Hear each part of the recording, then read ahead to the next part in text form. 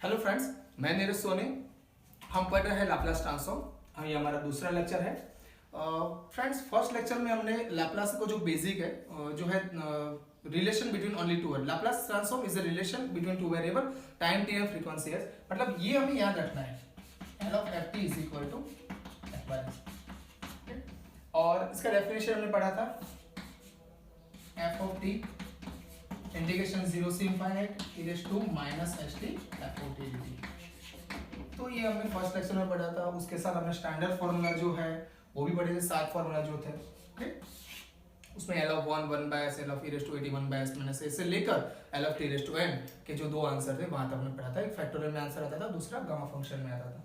तो ये हमने पढ़ा हुआ है। और आज क्या करेंगे, उसी साथ जो फॉर्मूला हमने लिखा है वो जो याद रखना है, उसी का हम प्रूफ 1 बाय 1 देने वाले हैं। उसमें से पहला जो है L of 1 is equal to 1 by S, उसका प्रूफ देखते हैं।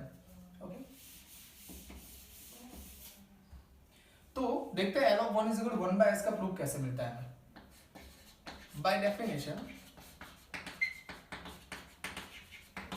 L of F T is equal to integration 0 से infinite e raise to minus H T F of T D T. तो फ्रेंड्स, ये हमारा डेफिनेशन है। क्या करने वाला है, तो एफ ऑफ टी की जगह पर क्या है 1। हमें किसका लैपलास फाइंड करना है, 1 का। तो एफ ऑफ टी की जगह पर 1 रिप्लेस कर देंगे। तो जहां जहां एफ ऑफ टी है वहां वहां 1 लिखना है। क्लियर, कुछ किया नहीं है। एफ ऑफ टी की जगह पर 1 रखना है, क्योंकि 1 का लैपलास फाइंड करना है। कौन से फंक्शन का लैपलास फाइंड करना है, 1 का। तो एफ ऑफ टी जो जहां पर है मैंने 1 रिप्लेस कर दिया है। We know that 1 is the identity of multiplication. 1 के साथ अगर किसी भी टर्म मल्टीप्लिकेशन में है, 1 के साथ कोई भी टर्म मल्टीप्लिकेशन होगा, वो टर्म में कुछ चेंज नहीं होने वाला। मतलब इंटीग्रेशन किसका करने वाला है, e raise to minus H T का। Okay okay, and then e raise to minus H T का इंटीग्रेशन करने वाला है। तो e raise to minus H T का इंटीग्रेशन क्या होगा, तो ये करने के लिए हमें चेन रूल क्या होता है वो समझना जरूरी है। फ्रेंड्स, हमें मालूम है कि इंटीग्रेशन का एक बेसिक रूल है, e रेज़ टू टी का integration e raise to t होता है। हमने 11th में भी पढ़ा है और आपको मालूम ही होगा। e रेज़ टू टी का integration e raise to t होता है। लेकिन अगर ये सिंगल वेरिएबल के साथ कोई भी टर्म मल्टीप्लाई में है, मतलब यहाँ पर कोई फंक्शन है, मान लो कि 80 है, तो मेन रूल के हिसाब से e रेज़ टू 80 का e रेज़ टू 80 होगा, e रेज़ टू टी का e रेज़ टू टी होता है, तो e रेज़ टू 80 का e रेज़ टू 80। लेकिन डिवीजन में डेरिवेटिव होगा किसका, ये फंक्शन का।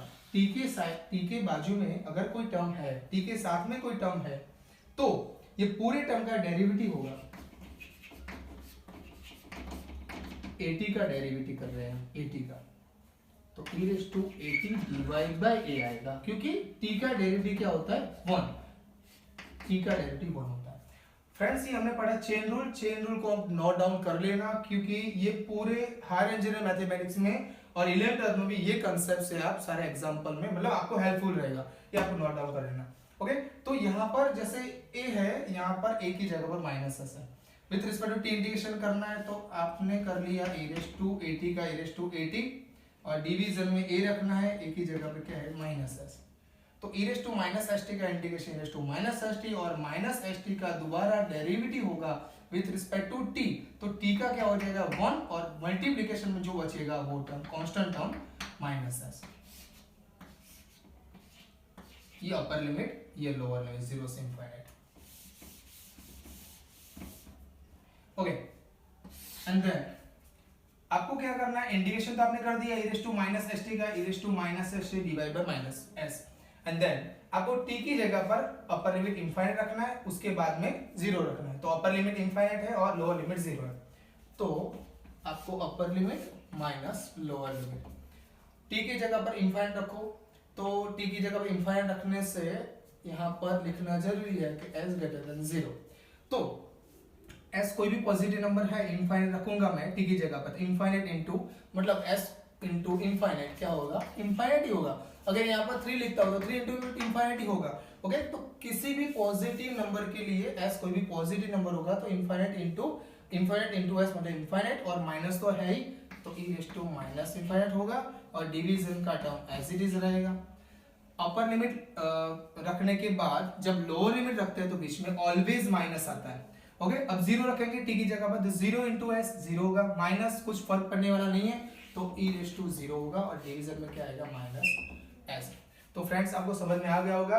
तो E raise to minus S T divide by minus S में आपने टी की जगह पर इनफाइनाइट रखा, फिर बाद में जीरो रखा। ये अपर लिमिट का ब्रैकेट है, माइनस ये लोअर लिमिट का ब्रैकेट है।